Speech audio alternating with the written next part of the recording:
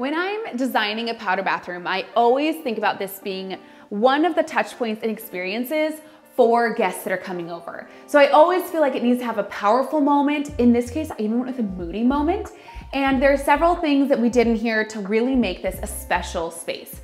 I'm probably thinking that the first thing you're seeing is these, and that was the whole point, is that you would turn the corner and you would see these screen dividers. I didn't want to do a divider of a wall from here, the pretty part, to the toilet.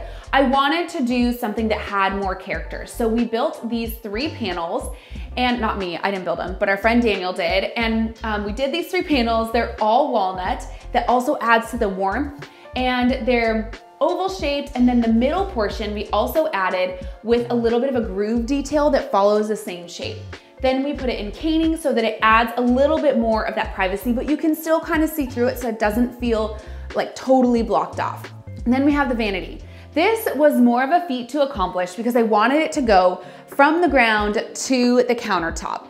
And the biggest reason why it was a feat is because this did not create a lot of room for an access point to the plumbing that they're gonna need for maintenance throughout the time. So I got creative. What we did is actually made these panels have the ability to pop out so we can remove them. And then on this side that you can't see, we created a panel. So it's actually a marble panel that they can pull out and access all the plumbing. So sometimes in design, like when you have an idea, keep pushing through, because it can usually land in a good spot that accomplishes everything from the practical nature to the beautiful nature.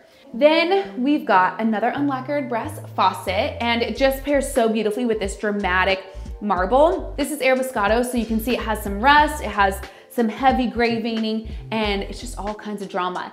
And I love the way that this ties into the lime wash. This was really our moody moment. This was actually a last second change. It was supposed to be more like a taupe. And then I was like, no, let's go for it. So pretty much the day of painting, switched it up, went with lime wash, have all that texture and movement that the light really gives in this space.